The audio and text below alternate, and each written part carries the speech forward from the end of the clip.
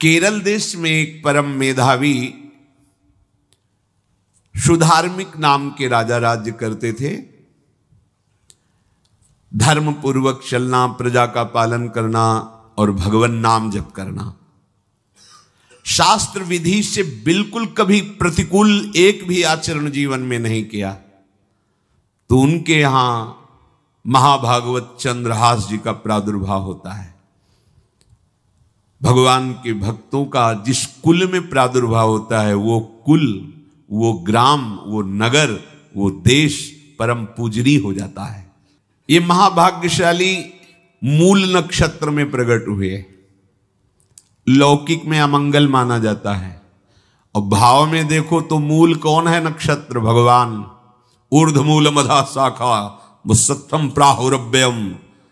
सबके मूल कौन है? श्री भगवान। किस नक्षत्र में पैदा हुए? मूल में, भगवत स्वरूप। और लोक में माना जाता है कि मूलन में पैदा हुआ है लड़का, अमंगल है, कुछ नष्ट ही होगा, संसार बड़ा विचित्र है। जैसे बालक रोता है ऐसे उनकी आवाज में निकला कृष्ण कृष्ण। बड़ा आनंद हुआ सुधार्मिक राजा को कि हमारे कोई महाभागवत पधारा है, क्योंकि ये भजन करके पूर्व जन्म में ऐसी भागवती की स्थिति प्राप्त की कि अबोध अवस्था में ही श्रीमुख से कृष्ण नाम निकल रहा है। आनंद उत्सव मनाया जा रहा है। राजा है, राजकुमार प्रकट हुआ, और दूसरी बात वो स्वयं भक्त हैं और भगवान का ऐसा भक्त जो जन्म लेते ही कृष्ण नाम उच्चारण किया। ये आनंद ज्यादा दिन टिका नहीं। रोज बधाइयां हो रही, आनंद उत्सव मनाए जा रहे। शत्रु पक्ष के राजाओं ने मिलकर कहा यही अवसर है, आक्रमण कर दिया जाए और केरलाधिपति का सब पूरा महल घेर करके कोई एक भी न बचने पावे। शत्रु पक्ष के राजाओं ने घेर लिया। आसपास से राजा और सैनिकों ने घेर लिया। अब वो असावधान थे, आनंद में पुत्र हुआ है, बधाइयां, कोई संभावना ही नहीं थी। गुप्त रूप से शत्रु पक्ष के राजाओं ने आक्रमण करके घेर लिया। अब राजाओं की कई सेनाएं और इनकी असावधानी पूर्वक आनंदमयी वृत्ति में कोई पहले से पता हो तो तैयारी करते, तत्काल आक्रमण को रोकने का प्रयास किया पर असफल रहे। इनके सैनिक भी मारे गए, राजा भी मारे गए, राजमहल को घेर लिया गया, कोई भी एक भी बच के न जाने पावे। तो राजमाता जिनसे चंद्रहास जी का प्रादुर्भाव हुआ था, उन्होंने धाय मां को कहा कि मेरे पुत्र को बचाने में तुम समर्थ हो, मेरे तो प्राण नहीं बचेंगे, अगर ये लोग नहीं मारते तो मैं अपने पति के शव के साथ सती हो जाऊंगी। पहले ऐसी धार्मिक निष्ठा माताओं बहनों में होती थी कि धाय मां ने विचार किया कैसे बचा सकती हूं, आसपास तो सब सैनिक घेरे हुए हैं। तत्काल उसने विचार किया कि अगर हम इनको राजकुमार की तरह ले जाती है तो हमें भी मारा जाएगा और इनको भी मारा जाएगा। देखो कितनी विपत्ति जन्म लेते हैं। कोई प्रश्न कर सकता है कि महाभागवत जिनके घर में प्रकट हो तो वहां धन वैभव सुख संपत्ति बढ़नी चाहिए, यहां तो जन्म से ही जैसे वहां माता पधार गई, ये क्या है? तो श्री भगवान स्वयं कह रहे हैं यस्य तुष्टो रहम पार्थ वित्तम तस्य हराम्यहम करोमि बंधु विच्छेदम सच कष्टेन जीवति। हे अर्जुन, मैं जिस पर बहुत प्रसन्न होता हूं, आप अपने ऊपर भगवान को बहुत प्रसन्न करना चाहते हैं, बहुत प्रसन्न करने में ये है, देख लो। कह रहे जिस पर मैं बहुत प्रसन्न होता हूं सबसे पहले उसका ऐश्वर्य नष्ट करता हूं। फिर क्या करता हूं? फिर बंधु बांधवों का, फिर क्या करता हूं? असाध्य रोग उसके शरीर में। बोले महाराज जी तुम प्रसन्न हुए हो कि पूरे के पूरे नाराज हो गए हो? बोले यही मेरी प्रसन्नता है। क्या? माया का नाश। अब एकमात्र भरोसा केवल भगवान का, दूसरा कोई नहीं। ये सबको पसंद नहीं आएगा। सब तो उस भगवान की भक्ति चाहते हैं कि अगरबत्ती धूप बत्ती तन मन धन सब तेरा, स्वामी क्या लागे मेरा। पर अंदर से कह रहे सब तन मन धन सब मेरा, क्या लागे तेरा। ऐसे तो चलेगी भक्ति। लेकिन कई बार सत्संग में पीछे हितधाम में कहा था कि भगवान को रिझाकर लोक मांगोगे तो चैन से रह लोगे, और अगर उनसे प्यार करने की बात मन में ठानी कि बस मुझे केवल आपकी आंखों में आंखों को मिला करके जीवन व्यतीत करना है, मुझे और कुछ नहीं चाहिए, तो फिर लाडले आपको दुशरिहा का कोई आश्रय रहने नहीं देंगे। ध्यान रखना, जितने दुशरिहा होंगे तो ये बर्दाश्त हो तो कदम आगे बढ़ावे। बहुत प्रसन्न हो जाओ ठाकुर हम पे तो कह रहे यस्य तुष्टो हम पार्थ वित्तम तस्य हराम में हम करोमि बंधु विच्छेदम सच कष्टेन जीवती। जितनी श्वासें रहेंगी भयंकर कष्ट मैं उसको व्यतीत करने के लिए दूंगा। ये दंड नहीं है, ये पुरस्कार है। अनंत जन्मों का हिसाब बराबर करके कहीं इसकी वृत्ति मेरे से हट न जाए, ऐसे घेरे में डाल के अखंड चिंतन करवा के सजयति जयति जग उच्चरे। जाको करत श्याम सहाई प्रथम वर्णो कृपा क्रम हो विषय मूल गवाई। कुल कुटुंब बल वित्त हीनो दीन के दुखदाई। आपने को करजु लीनो आप ही अपनाई। कह रहे हैं अब मैं वर्णन करता हूं श्याम सुंदर जिस पर कृपा करते हैं उस पर कैसा बर्ताव करते हैं। बोले सबसे पहले उसके विषय भोगों का नाश कर देते हैं। फिर दूसरी कृपा कोई परिवार का कोई मित्र कोई रिश्ते नातेदार उसकी तरफ देखेगा भी नहीं। फिर ऐसा दुख प्रदान करते हैं कि केवल एक भरोसा रह जाता है, एक भरोसा एक बल एक आस विश्वास, बस नाथ आपके सिवा हमारा कोई नहीं। बस वहीं से जो चमत्कार प्रकट होता है, त्रिभुवन में कोई उसकी समानता नहीं कर सकता जिस पर ठाकुर की कृपा है।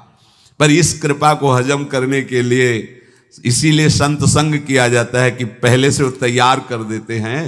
जैसे आर्मी की ट्रेनिंग होती है ना, ट्रेनिंग के बाद भी बॉर्डर में लगाया जाता है, ऐसे ही संतजन ये ट्रेनिंग देते हैं। अब जो टिके तो टिके, नहीं तो घर बैठे जाके। और अगर टिक गया तो गुरु मेहरबान तो चेला पहलवान, भगवान भी परास्त नहीं कर सकते। उसमें ऐसी सामर्थ्य आ जाती है कि हर प्रभु के द्वारा दिए गए विधान को हंस करके स्वीकार कर लेता है। और ऐसा नहीं कि उसको कष्ट होता है। ये लोक भाषा में भगवान कह रहे हैं सच कष्टेन जीविता। नहीं तो जिस चिदानंद में वो सुख भोगता है वो ब्रह्मा को भी नहीं प्राप्त है जो भक्त को प्राप्त होता है। भक्त का वैभव दिव्य होता है, चिदानंद में होता है। ये तो पापियों के पास भी वैभव है, रुपया पैसा कुटुंब परिवार। भगवान के दास के पास जो वैभव होता है वो अचिंत्य है, तुम चिंतन भी नहीं कर सकते, ऐसा वैभव होता है।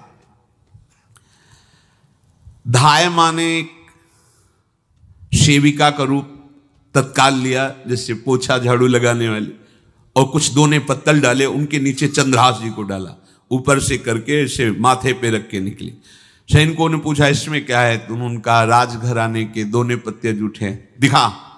ऐसे नीचे किया तो देखा सब ऊपर जूठन पड़ा। हाँ चल निकल जल्दी, भाग यहां से निकल। बस वो भागी, बचा ले गई। वो कुंतलपुर पहुंची और वहां के जो मंत्री दृष्ट बुद्धि थे उनसे प्रार्थना की कि मैं सेवा कला में बड़ी प्रवीण हूं और ये मेरा पुत्र है, अगर आपकी कृपा हो जाए तो कुछ समय के लिए हम आपकी सेवा में, महल सेवा में रहेंगी और हमारे पुत्र का पालन पोषण हो जाएगा। उनकी परीक्षा ली गई तो राजघराने की सेविका थी, परम प्रवीण थी, पर उन्होंने ये परिचय नहीं बताया। विधि विधान से राज्य की सेवा में प्रवीण दासी पाकर उसको अच्छा लगा, ठीक है आप रह सकती है। अभी चंद्रहास जी 3 वर्ष के ही थे कि धायमा पधार गई और ये हर समय कृष्ण कृष्ण कृष्ण कृष्ण कृष्ण नाम इनके चलता रहता था। अब जो उनका दुलार करने वाली थी धायमा, वो भी पधार गई तो कौन उनकी तरफ देखे। पर बहुत ही गौर वर्ण, बड़े ही सुंदर, अब वो गलियों में भटकने, निकाल दिया महल से जब धाय माँ मर गई, क्योंकि धाय माँ की सेवा कारण उनको रखा गया था। 3 वर्ष के बालक गलियों में, तो कोई भी माँ देखती उनको तो कोई उनको वस्त्र पहना देती, कोई भोजन करा देती। ऐसे ही भगवान के भक्तों की बड़ी विचित्र लीला होती है। यहां चंद्रहास जी को जो भी माता बहन देखती कुंतलपुर के गलियों में, तो कोई वस्त्र, कोई स्नान करवा देती, कोई काजल लगाती, कोई भोजन पवा देती। परमहंसों जैसा जीवन कट रहा है। कृष्ण कृष्ण कृष्ण कृष्ण। 14 भुवनों में जिनकी अव्याहत गति है, जो सबको देखते रहते हैं, श्री देवर्षि नारद जी। ये कृष्ण कृष्ण बोलता है बालक, और इसका हरि के सिवा कोई नहीं। तो एक दिन एकांत में बैठे हुए थे बालक चंद्रहास जी, नारद जी पधारे हैं, भाई जी से मिले हैं।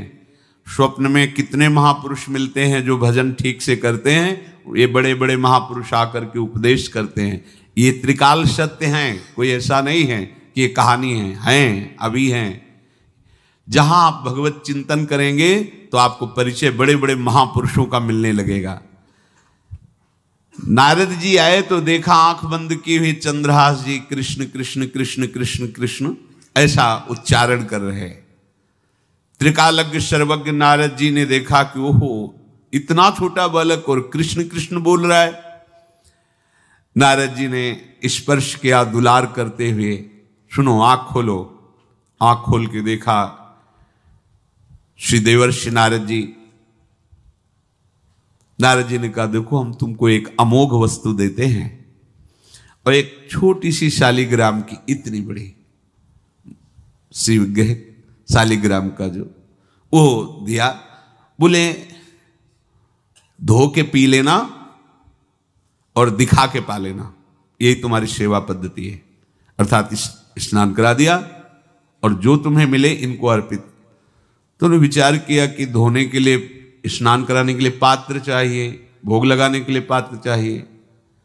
तो जैसे कोई पान की बीड़ी नहीं, तो ऐसे कपोल में शालिग्राम को रखे रहते, कोई पात्र ही नहीं, कोई सिंहासन ही नहीं, यही धुल गए। चरणामृत अंदर जा रहा, जब पाएंगे तो यही पा लेंगे, साइड में ऐसे करके फिर निकाल के धो। यहां कपोल में रखते छोटे से शालिग्राम चंद्रहास जी, और उपदेश किया भगवान के मंत्र का। जब कोई भगवत प्राप्ति के लिए चलता है तो भगवान ही गुरु रूप से प्राप्त होते हैं, वहां तक तुम्हें पहुंचा देते हैं या उन महापुरुष को आपसे मिला देते हैं। जब कोई भगवत प्राप्ति के लिए जहां चलता है तो ये भगवान अपनी तरफ से कृपा करते हैं। ये दृष्ट बुद्धि के जो महल में धाय माँ ने इनका आश्रय स्वीकार करवाया था, उसके एक पुत्र थे मदन जी, वो बड़े भागवत थे। और एक पुत्री थी जिसका नाम था विषया, वो बड़ी सुंदर थी, अभी छोटी अवस्था की थी। मदन जी का स्वभाव था भक्तों को भोजन पवाना। जो भगवत भाव के जन होते हैं उनके हृदय में ऐसा उत्साह होता रहता है कि जो वैष्णव हैं, संत जन हैं, इनको भोजन पवाने का मतलब श्री भगवान को भोजन पवाना। भक्तमाल में भी वर्णन है कि जैसे गर्भवती मां को आप कुछ भी पवाओ तो बालक की पुष्टता अपने आप होती है, ऐसे संतों के हृदय में भगवान विराजमान प्रगट रूप से हैं। जब हम संतों को भगवत भाव से भोग पवाते हैं तो साक्षात भगवान ही पाते हैं। और मदन थे भगवत भाव के, तो उन्होंने बुलाया बड़े बड़े भक्तों को और ब्राह्मणों को।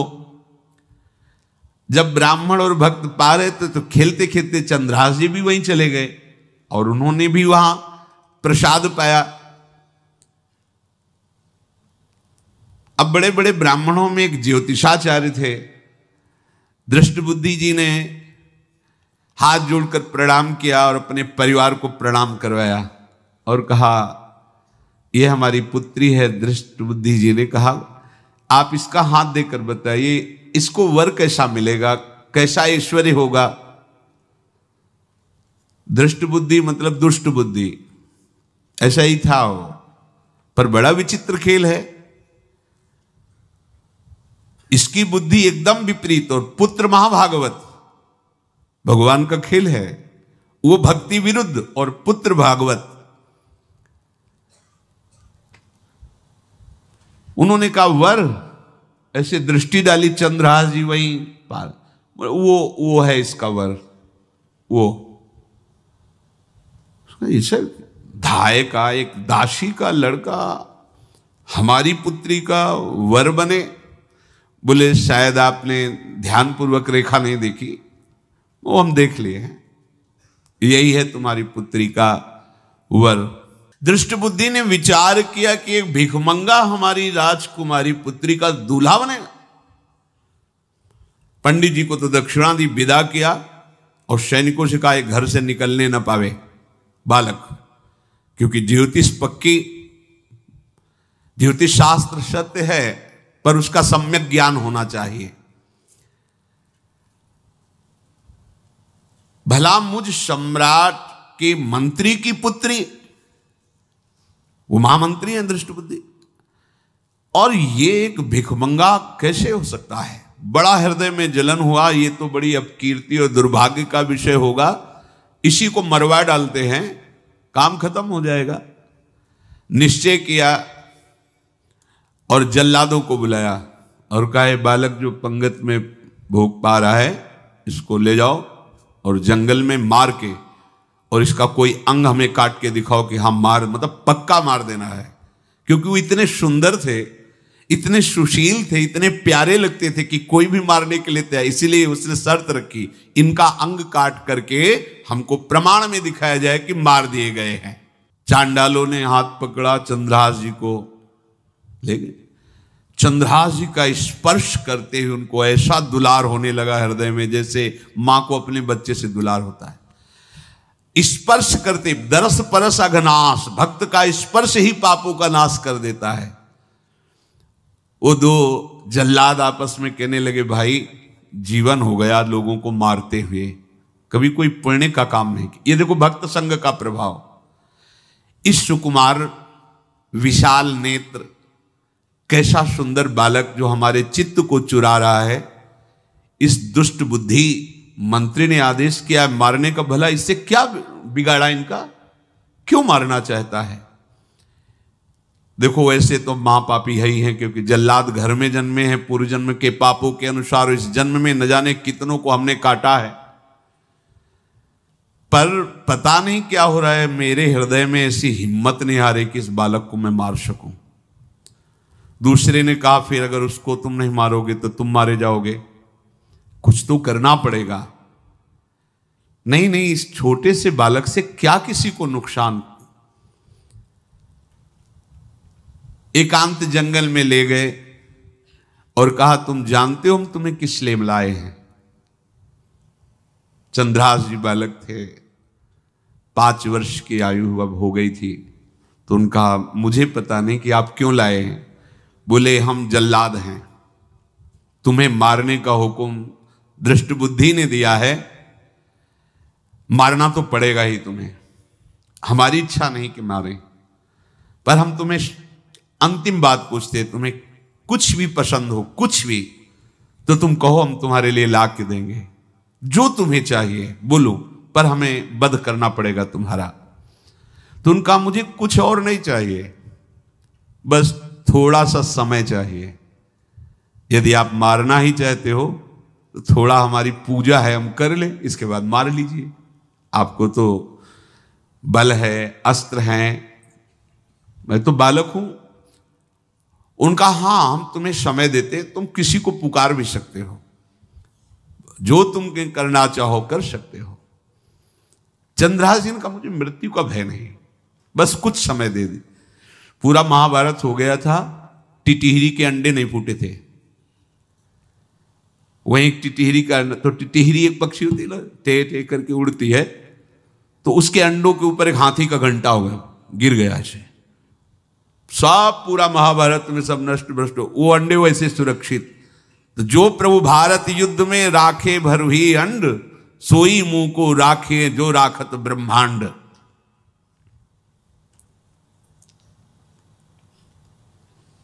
मैं तो अनाथ हूं, श्री कृष्ण के सिवा कोई मेरा है नहीं, मैं किसको पुकारूं? मेरा आश्रय तो एकमात्र वही प्रभु हैं। और निकाला शालिग्राम, यही सिंहासन है शालिग्राम का। भगवान के भक्तों की अपार महिमा है।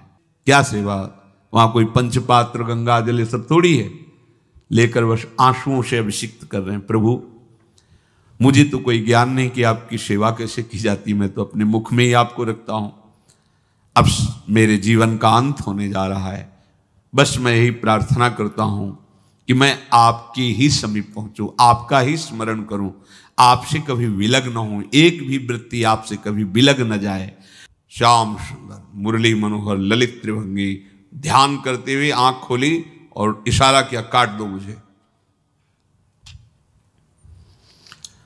जल्लादों ने जब देखा आंसू चल रहे ऐसा, वो बैठ गए अस्त्र रख के, कहने लगे भाई तुम मुझे मार दो, भले वो दृष्ट बुद्धि मुझे, मैं इस बालक को नहीं मार पाऊंगा, मेरी हिम्मत नहीं। अब कुछ भी हो, मेरा वध हो जाए, पर मैं इस बालक को, गिरे मुरझाई दया आई कछु भाए भरे, ढरे प्रभु और मति आनंद शोभिनी है, हुती छठी आंगुरी सो काट लई दूषण हो, भूषण ही भयो जाई कहीं सांच चीनी है।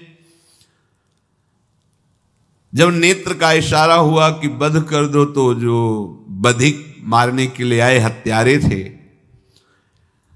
वो आनंद से एकदम प्रफुल्लित हुए और कहा मैं नहीं मार पाऊंगा तुम्हें। तो एक ने कहा देखो एक उपाय मुझे दिखाई दे रहा है, इस बालक में विशेषता तो है ही, पर इसके पैरों में देखो, बाएं पैर में एक छठी अंगुली भी है, किसी किसी को होती है। गांव में तो कहते छंगू या छंगा, जिसे होता है ना गांव में, और ये छंगा मतलब 6 अंगुली के। बोले इसको अगर काट लेते हैं तो प्रमाण भी सत्य, जिसकी कसम खवाएगा मैं खा लूंगा कि ये चंद्रहास जी के है, और मैं मार दिया। और कौन इस बालक को ढूंढेगा, जंगल में छोड़ देते हैं, अपनी तो सामर्थ्य नहीं। बदिकों ने, जल्लादों ने ऐसा ही किया और जाकर अंगुली दिखा दी, मैं बालक का वध करके आ गया हूं। उनको यह कि लाखों बार इन्होंने वध किया तो संशय का कोई रिश्तेदार थोड़ी है, वो तो बालक है, उसको मारने में क्या, हाँ ठीक है मार दिया गया। अब वो जो चले गए तो अंगुली जो कटी थी उससे रक्त प्रवाह हो रहा है। कृष्ण कृष्ण जगन्नाथ वासुदेव जनार्दन, हे कृष्ण हे जगन्नाथ हे वासुदेव हे जनार्दन, ऐसे नाम उच्चारण करते हुए मूर्छित हो रहे हैं चंद्रहास जी। वो छोड़ करके जल्लाद चले गए। चंद्रहास जी भगवान का स्मरण कर रहे हैं, तो जितने जंगल के मृग हैं वो सब मंडलाकार घेर के ऐसे। एक हुमा नाम का पंछी होता है, अगर उसके पंखे की छाया पड़ जाए तो चक्रवर्ती सम्राट का वैभव प्राप्त होता है। और वो भीड़ की भीड़ पक्षी आकर चंद्रहास जी के ऊपर ऐसे घेरे हुए हैं, आसपास मृग मृगी मृग शावक सब घेरे हुए हैं। बीच में चंद्रहास जी कृष्ण गोविंद दामोदर माधव ऐसे उच्चारण कर रहे हैं। जो भगवान के चिंतन में मगन रहना अपना स्वभाव बना लेता है, तो देखो ऐसे हत्यारों के हृदय में भी दया गई, क्योंकि दया समुद्र भगवान का स्मरण जो करते हैं उनमें ऐसी महामहिम दिव्यता आ जाती है। कोई भी कितना भी निर्दयी हो, अंदर से वो भले जल रहा है द्वेष के कारण, पर कहीं ना कहीं ये द्वेष आंतरिक राग का सूचक हो। वो भी भक्त को प्यार करता है, पर भक्ति ना होने के कारण वही उसका राग द्वेष में बदल जाता है। कोई भी हो, अंदर से जब भक्त के प्रति जलन पैदा करता है तो उसमें मूल होता है भक्त की महिमा, भक्त का महत्व, पर उसे ना प्राप्त, जैसे कहते हैं कि वो अंगूर खट्टे हैं और हट नहीं प्राप्त कर पाए तो अंगूर खट्टे हैं। बकाया महत्व सब के अंदर होता है, दुष्ट से भी दुष्ट के अंदर भगवान के भक्तों का महत्व होता है, क्योंकि सबके हृदय में भगवान विराजमान है। अब चंद्रहास जी भगवत स्मरण करते हुए पक्षियों के और मृग आदि के बीच में हैं। उधर भगवान का एक विधान तैयार होता है। वह देश भूमि में रहत लघु भूप और सुख सबे एक सुत चाह भारी है। कुंतलपुर के ही अधीन एक चंदनवती नाम की राज्य नगरी थी। वहां के राजा थे, उनके पुत्र नहीं हो रहा था, तो कुंतलपुर सम्राट पद, चंदनवती राज्य राजा, जैसे प्रदेश और दिल्ली में बैठे हुए जो प्रधानमंत्री राष्ट्रपति वो बादशाह, जो दिल्ली का अधिकार वो बादशाह, और ऐसे छोटे छोटे जो राज्य हैं उनको राजा। तो ये चंदनवती के राजा कर दिया करते थे, प्रत्येक राजा को कर देना होता था, बादशाह को। इनके पुत्र था नहीं और कर देने के लिए कुंतलपुर ही जा रहे थे, तो रास्ते में देखा कि बहुत से मृग और पंछी ये घेरे हुए क्या है, तो एक कौतूहल सा कि क्या है बीच में, आसपास मंडलाकार मृग, फिर वो विहंग पक्षी जो भगवान के आश्रित है, भगवान कैसी व्यवस्था करते हैं। वो चंदनावती के राजा दौड़ करके एक कौतूहलवश, क्या है यहां, मृगी पंक्तियों के बीच में पक्षी, हुमा नाम का बड़ा पवित्र पक्षी हिमालय आदि में पाया जाता है, जिसके ऊपर इसकी छाया पड़ जाए वो ऐश्वर्यवान हो जाएगा। देखा बालक दिव्य तेजों में, और मूर्छावस्था में नजदीक गए तो अंगुली पूरी कटी हुई थी, तो रक्त प्रवाह, गोद में उठाया और आनंदित हो गए, हमारी पुत्रेष्टि यज्ञ सफल हुई, हमारा दान पुण्य सफल हुआ, ऐसा हमें सुंदर बालक मिला। चंद्रहास जी को लेकर के घर आए और हृदय में भगवान का बार बार कृपा प्रसाद मना रहे हैं, मुझे भगवान ने पुत्र दिया। चंद्रहास जी को लेकर आए, आनंद मंगल बधाइयां बजने लगी, बहुत सी संपत्ति न्यौछावर कर दी। 5 वर्ष के चंद्रहास जी हैं। पूछा बेटा तुम्हारे माता पिता कौन है, तो कहा श्री कृष्ण। परिवार में कौन है, श्री कृष्ण। मतलब तुम्हारा कोई नहीं है, नहीं है श्री कृष्ण। समझ गए कि भगवान ही हमें कृपा करके ऐसे महाभागवत पुत्र को दिया। और है कौन, वास्तविक कोई नहीं श्री कृष्ण के सिवा। बड़ा उत्सव मनाया और अपने राज सिंहासन का अग्रिम अधिकारी युवराज पद चंद्रहास जी को। अब तो पूरे राज्य में आनंद की वर्षा हो रही। राजा मन में विचार कर रहे हैं कि ऐसा प्रतापी भक्त हमारे यहां आया है, अब हमको किसी को कर देने की जरूरत नहीं। तो जो हर महीने वर्ष में जो बंधा हुआ कर था उन्होंने नहीं दिया।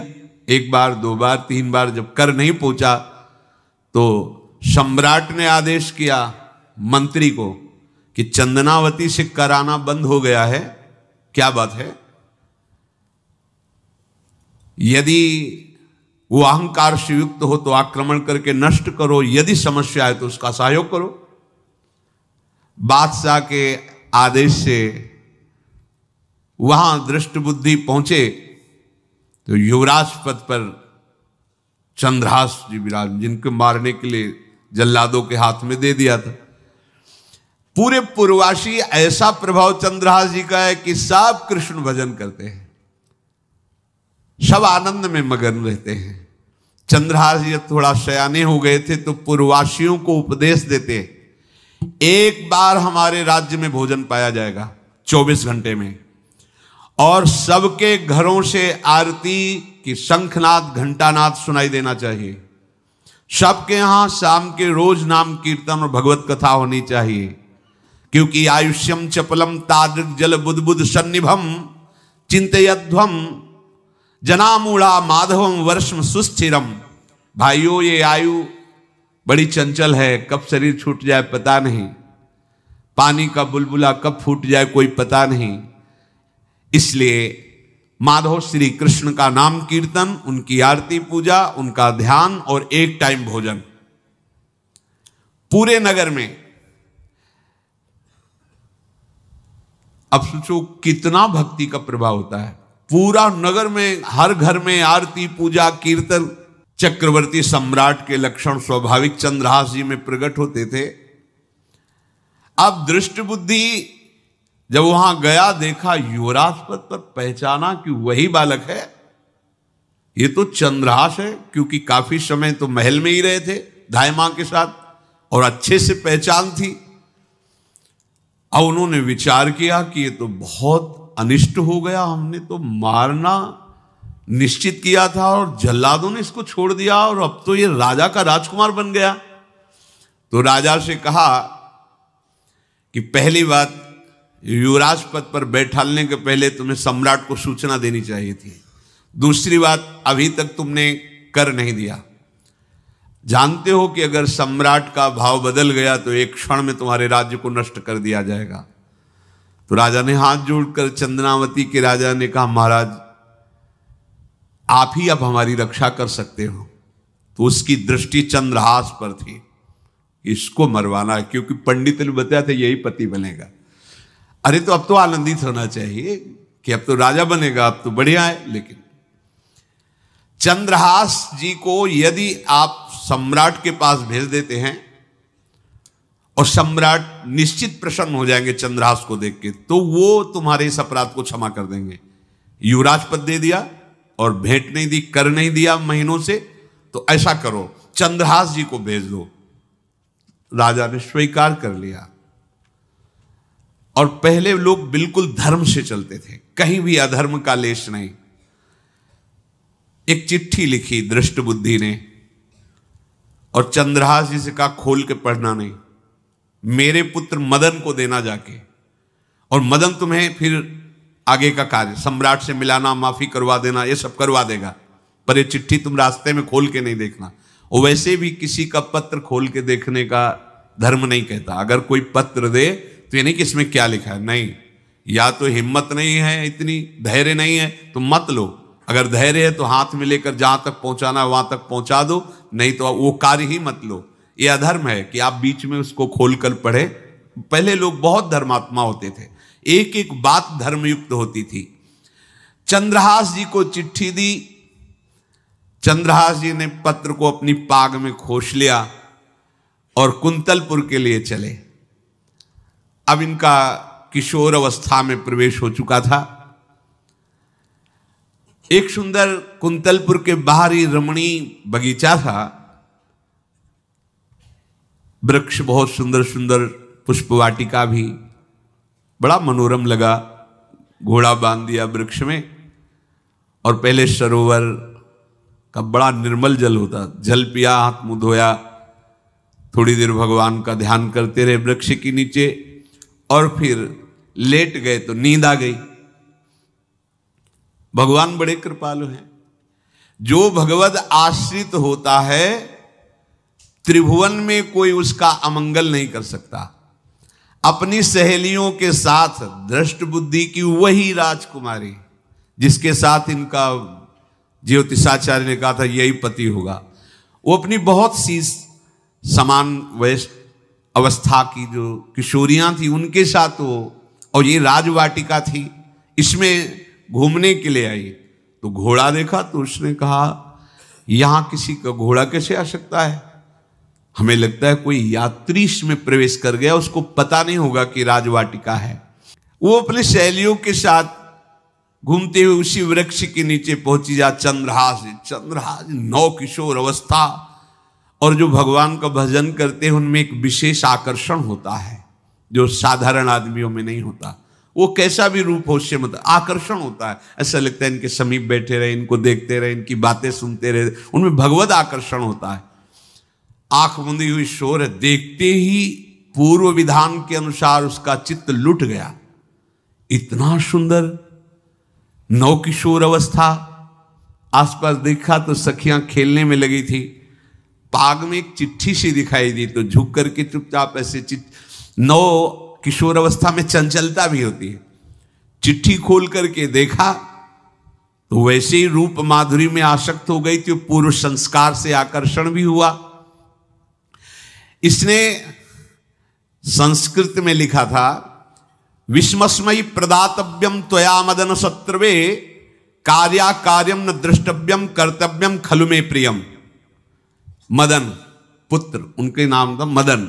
अय मदन,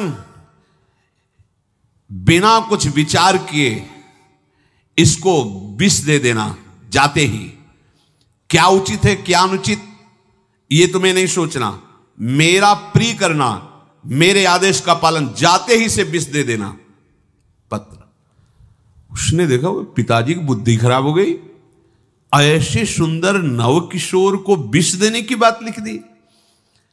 और उसे बड़ा दुख हुआ कि पहली ही दृष्टि में, अभी तो इन्होंने आंख खोल के हमें देखा ही नहीं, और इनको इस सोई हुई मुद्रा में देख करके मेरे प्राण समर्पित हो गए, मेरा चित्त समर्पित हो गया। चलो, जब मेरी सखियों के नाम पुकारे जाते, हेमलता शशिकला आदि, तो मुझे चुभता था कि मेरा नाम पिताजी ने विषया क्यों रखा है। आज सार्थक हो गया, मेरा नाम सार्थक हो गया। काजल लगाई हुई थी, एक सीख से ऐसे काजल लिया, और एक संस्कृत में आ बनता है ऐसा, ऐसे, बस ऐसे कर दो तो विषया हो गया। अब उसका अर्थ बदल गया। हे मदन, उचित अनुचित का विचार छोड़कर जाते ही इसे विषया प्रदान कर दो, ये मेरा प्रिय कार्य होगा। विषय पुत्री भगवान है, जैसी हो बहुतव्यता तैसी बने सहाय, आप ना आवे आप परताई तहां ले जाए। तो ओ पत्र वही खोस दिया, और ये सुख हुआ कि तो जाएंगे भाई के पास ही ना, तो घर में ही तो जाएंगे, वहां इनकी इस प्रसन्न मुद्रा में बातचीत करते हुए मैं इनको देखूंगी। ये भगवान का विधान होता है। चंद्रहास जी उठे और पूछते हुए मंत्री के घर पहुंचे, और मदन ने देवी की चंदनावती से पिताजी ने इनको भेजा है, ये वहां के राजकुमार हैं, हृदय से लगाया। चंद्रहास जी ने कहा आपके पिता ने पत्र दिया है। उन्होंने पत्र पढ़ा, विषमस्मयी तो विषयास्मयी, विषय तुरंत बिना विचार किए ब्याह कर दो, दे दो, क्योंकि लिखा है प्रदातव्यम त्वया मदन, अभी इसी क्षण जहां ये पत्र मिले, उनका जो आज्ञा, सुबह शीघ्र शुभम शीघ्र, बुलाओ पंडित को। पंडित ने कहा भगवान की कृपा से अगला मुहूर्त है, बिल्कुल ये ब्याह का पक्का मुहूर्त है। अब तो राजघराने तत्काल व्यवस्था हुई, और वो तो पहले ही मोहित हो चुकी थी देख के विषया जी। तत्काल दुल्हन रूप उनको सजाया गया, इनको दूल्हा रूप सजाया गया, पंडित शुरू कर दिए, गणानंद तो गणपति को ब्याह हो गया। अब जब ब्याह यहां खूब धूमधाम से हो गया, तो दृष्ट बुद्धि ने सोचा कि काम हो गया होगा, विष दे दिया होगा, मर अब हम जाके संभाल लेंगे, क्योंकि राजकुमार है, कैसे विष दिया कौन दिया, तो इस बात को हम संभाल लेंगे। जब वहां घर है तो पूरे नगर में सजावट हुई थी। बोले भैया सजावट का है कि?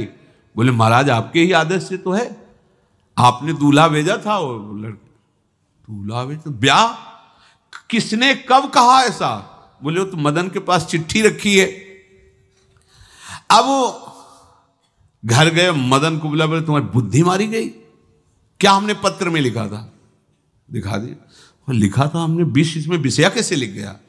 काजल से ऐसे, और पहले स्याही काजल की ही होती थी, तो ऐसे भगवान सब कुछ बना देते हैं। उनका पिताश्री, एक भी अक्षर आपकी आज्ञा को उल्लंघन, आपने लिखा था बिना विचार किए उचित अनुचित का हमारी आज्ञा का पालन किया जाए। विषया प्रदातव्यम मदन, मेरा नाम लेके आपने संबोधन करके ये देखो ये लिखा हुआ है, इसमें हमारी त्रुटि क्या है? देखा तो चंद्रहास जी दूल्हा और सुंदर, अब उसका हृदय आग ले। अब तो मान जाना चाहिए, बिटिया का वरण हो गया भाई, ब्याह हो गया, अब तो गुस्सा छोड़ देनी चाहिए। पर दुष्ट बुद्धि, नाम ही रखा था दृष्ट बुद्धि, उसने कहा चाहे बिटिया विधवा रहे पर तुम्हें जिंदा नहीं रहने देंगे। ये दुष्ट बुद्धि होती है। देखो कैसे कैसे ऐसे ही होते हैं, कुछ लोग ऐसे ही होते हैं, हमारी इज्जत, फिर जेल काटता है पूरा परिवार, मार डालेंगे तुम्हें जिंदा नहीं रखेंगे, ऐसे दुष्ट बुद्धि का स्वभाव होता है। अब भाव जब बिगड़ जाता है तो फिर पकड़ में नहीं आती बात, यही समझ जाना चाहिए था। चरणों में प्रणाम करके कि अब तो तुम हमारे बेटे के समान हो, ये भी राज्य तुम्हारा, वो भी, आनंद लो। अब बड़ा सुख का कार्य है। लेकिन जब नकारात्मक सोच आ जाती है तो बुद्धि कंट्रोल में नहीं रहती, वो फिर उद्दंडता करने, उसका निश्चय गलत होता है। नजदीक गया और कहा कि बहुत कृपा हुई, आप हमारे दामाद बने, पर हमारे यहाँ की एक रीति है, हमारे नगर के बाहर जो देवी हैं उसमें लड़की का वर अकेले पूजा करने जाता है। आपको हमारी कुल की रीति का निर्वाह करना होगा, आपको जाना ही होगा। कोई समस्या नहीं, हमारे लिए तो हर देवी देवता भगवत स्वरूप है, आपके लिए हम पूजने चले जाएंगे, पूजन की थाल तैयार करो। और उधर कई बलवान सैनिकों को भेजा, देवी पूजने जो आ रहा है तत्काल उसे काट देना, किसी भी तरह बचना नहीं चाहिए, नहीं तुम सब मारे जाओगे। जो आदेश देवी मंदिर में सैनिकों को लगा दिया, जो आवे तत्काल मार देना, क्योंकि अब भेज ही रहे ना, तो नाम नहीं लिया, कहा जो आवे तत्काल मार देना, मेरा आदेश अगर बचा तो मैं तुम्हें मार दूंगा। उन राज सैनिकों ने जो बधिक स्वभाव के थे पहले से वहां लग गए। बड़ा विचित्र भगवान का खेल है। वहां के चक्रवर्ती सम्राट जो थे बड़े बड़े विद्वान और ऋषियों से बातचीत कर रहे थे। उनका महाराज अब आपका राज सिंहासन पर बैठना राज्य के लिए अमंगल होगा, ऐसा समय आ रहा है। इस समय यदि चंद्रहास जी को सम्राट पद पर बैठा दिया जाएगा तो आगे अकाल नहीं पड़ेगा और बड़ा मंगल होता चला जाएगा। ये मुहूर्त आपका राज सिंहासन पर से हटने का है, तो उनका प्रजा का मंगल हो और देश का मंगल हो, इसलिए हम बिल्कुल। मदन वहीं बैठे हुए थे। सचिव ने कहा तुरंत जाओ और जो तुम्हारे बहनोई बने हुए हैं चंद्रहास जी को लाओ। तो भागे। तो जो और सैनिक, राज सैनिक थे, पूछा किधर जा रहे हो? बोले वो अपने बहनोई चंद्रहास जी। बोले वो तो देवी पूजा के लिए गए। तो घर में जाके वो सीधे आगे बढ़े, तो जा ही रहे थे थाल सजाकर देवी।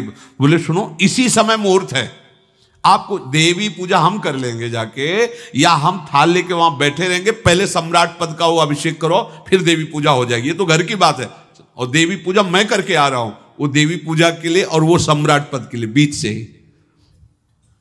दौड़े सुख पाई जाई मगही में लियो जाए, दियो सो पठाई नृप रंग माही भीजिए।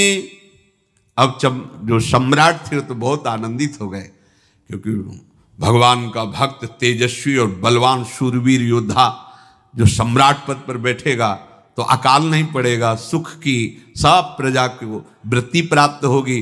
बड़े आनंदित होकर इनका सम्राट पद पर अभिषेक हो रहा है। और दृष्ट बुद्धि के पुत्र जो मदन संतों और भक्तों का आदर करते थे, वो देवी पूजा, और वहां पहले उसने बोल रखा था जो आवे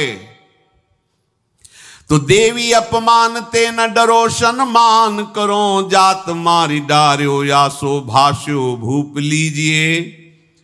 चंद्रहास जी का सम्राट पद पर अभिषेक और मदन जी का देवी मंदिर में प्रवेश, और सैनिकों ने काट के फेंक दिया मदन को।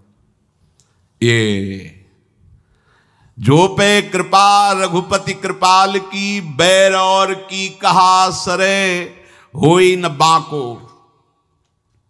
बार भगत को जो कोई कोटि उपाय करे, गोस्वामी तुलसीदास जी लिख रहे, भगवान का कृपा पात्र जो भक्त है, किसकी ताकत है कि उससे बैर कर सके। चाहे कोई त्रिभुवन में हो, भक्त का बाल बांका नहीं कर सकता, चाहे करोड़ों करोड़ों उपाय कर ले। और तके नीच जो मीच साधु की, सो पामर ते मीच मरे। वेद विदित प्रहलाद कथा सुनि, को न भगति पथ पाम धरे। अगर तुम जिस भाव से साधु को नीचा दिखाना चाहोगे, वही भाव तुम्हारा सर्वनाश कर देगा। वैसे ही देखो सर्वनाश हुआ ना, एक ही पुत्र, और इसके आदेश से वह उल्टा खेल हो गया, पुत्र की ही हत्या हो गई, और चंद्रहास जी को सम्राट पद पर अभिषेक किया जा रहा है। अब दृष्ट बुद्धि ने बड़ी प्रसन्नता अंदर है कि वो तो मार दिया गया होगा। सैनिक आए और बोले महाराज आपके पुत्र का वध हो गया है। पुत्र का वध कैसे? बोले आपने कहा था जो आए उसे मार देना, तो आपका पुत्र ही थाल लेकर पूजन, वो तो चंद्रहास, बोले उनका तो अभिषेक हो गया सम्राट पद पे। ये कैसे हो गया? अब अंदर भारी दुख उनके हृदय में। उन्होंने बताया कि तुम्हारे पुत्र को तो हम लोगों ने ही काट डाला आपके आदेश के अनुसार, आपने कहा था जो जाए उसे काट। अब तो छाती पीट पीट के, माथा फोड़ फोड़ के खूब रो रहा है। किसी का कोई भी बस नहीं चल सकता भगवान के भक्त के ऊपर। तंत्र मंत्र दुनिया का जितना भी सामर्थ्य है, ये भक्ति को ऐसे खिलवाड़ नहीं है। अब वो बार बार मैं कितना भागी, हाय मैं कितना भागी, अपने पुत्र को ही मरवा दिया, ये हाहाकार करके रो रहा है। चंद्रहास जी ने जब सुना तो उन्होंने कहा अरे मृत्यु तो मेरी निश्चित थी, फिर मदन भैया को वो मेरी मृत्यु प्राप्त हुई। नहीं नहीं, ऐसा नहीं हो सकता, मैं अभी जाता हूं। वहां गए तो देखिए सब कटे, अंगों को रखा, भगवान का ध्यान करते हुए स्मरण करते से हाथ फेरा, उठ के बैठ गए। अब ये घटना तो उनको पता नहीं थी, दृष्ट बुद्धि को उन्होंने खोपड़ी फोड़ करके अपनी हत्या कर ली। उनको जिला के आए तो फिर उनको जिलाया और कहा पिताजी अब कृष्ण कृष्ण जपो। अब उनकी बुद्धि शुद्ध हुई और भगवान का आश्रय लेकर के वो अपने जीवन को भगवत भक्ति में बनाए। तो जो भगवान का भक्त है उससे द्रोह करने वाले को भी परम मंगल ही देते हैं भक्त। पर भक्ति में अनन्यता की आवश्यकता है। प्रारंभ इहलोक परलोक के सारे सुखों को भगवान के चरणों में समर्पित करके किसी व्यक्ति वस्तु स्थान का आश्रय नहीं होना चाहिए।